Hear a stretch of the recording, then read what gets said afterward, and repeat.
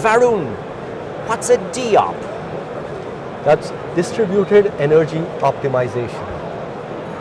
That is a software that is used when you have a lot of DERs, distributed energy resources, that are generating a lot of data, and now you need to monitor that data and then look for optimization, look for KPIs, look for how you should balance your grid.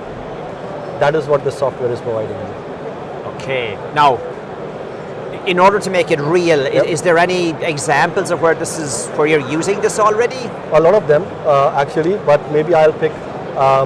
There is a project in Thailand. It's called EGAT.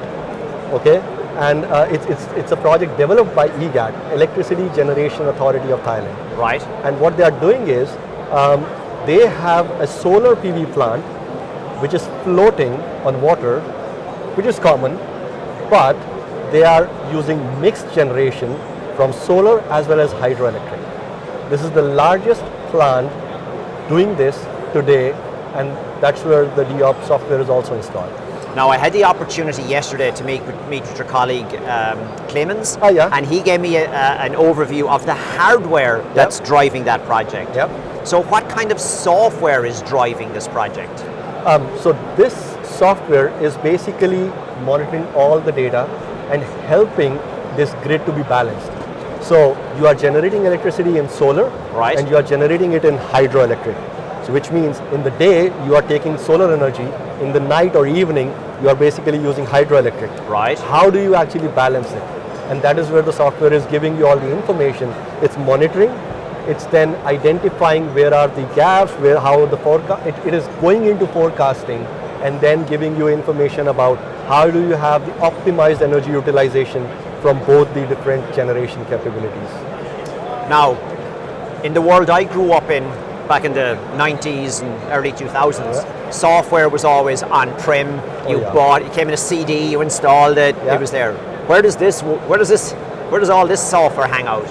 This is all in cloud. So you as a utility or as a customer of the software, you can basically involve, or you work with this software in cloud.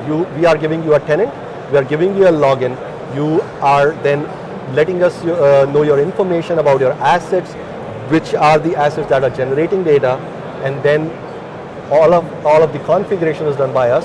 We load your assets into the system, and every operation is just done for you. So you are letting us do the operations for you in a software as a service. All in cloud, all available to you at a click of a button.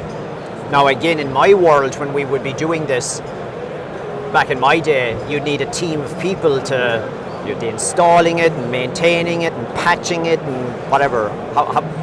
What happens in this world? It's all done by us. It's all done by Siemens. So it's a software as a service. It's available on the cloud, where you are providing the information about exactly the configuration that we need to do for you.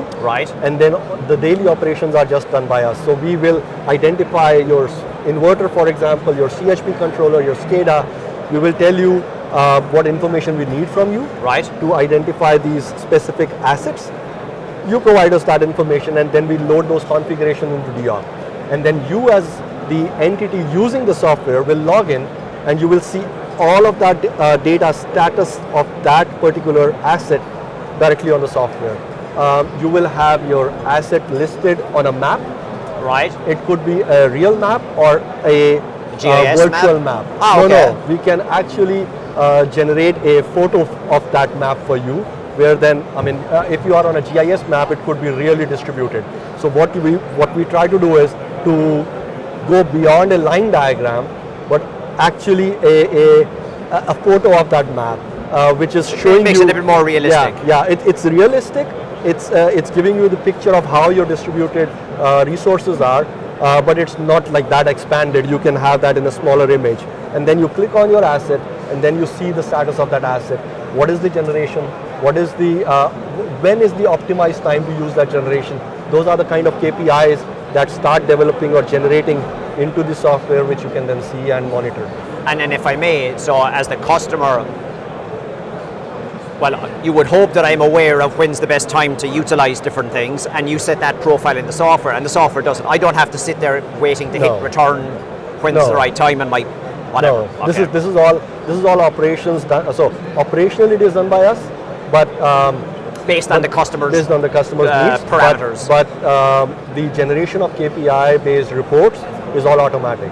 It's all algorithm based. So you as a customer will get all that information either on, if you log in on site on the website dashboard, or you will be getting that as emails at a specific time, so that you know, okay, well, how, if you just want to monitor, you don't want to log in, you are in a management position, you have operators who are logging in and checking all that, but you in a management are just looking at dashboard, and that all can be sent to you. Now, if I may, in today's world, if I mention SaaS, cloud, people go cybersecurity in the next breath. How do you answer that one? It's all in AWS cloud. So AWS, I hope I don't have to say much. it's all AWS cloud. It's the instance is sitting in Frankfurt, so it is all GDPR ready as well. And what we have seen today is, if it is GDPR ready, we don't actually have people in, for example, Asia, as I was talking about Thailand, to worry about that. They know that it is all taken care that they will need.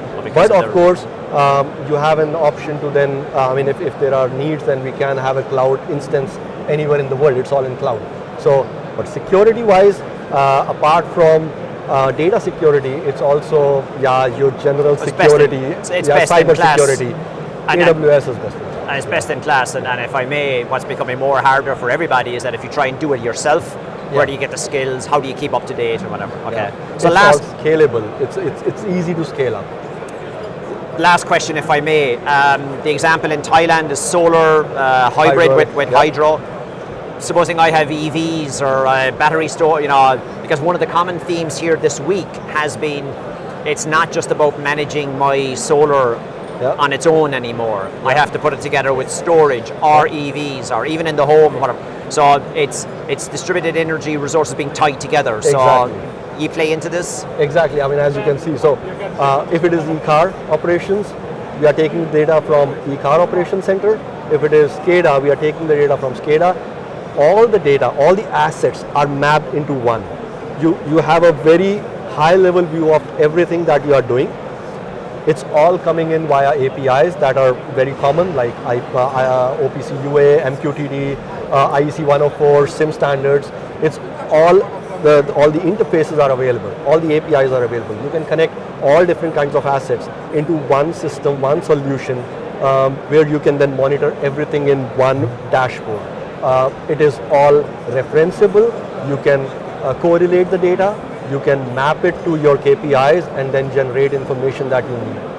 And you have the flexibility to change things, because in today's world, the minute you have it up and running, something will need to change or add or something. And for that, you don't actually have to have a team of people doing that.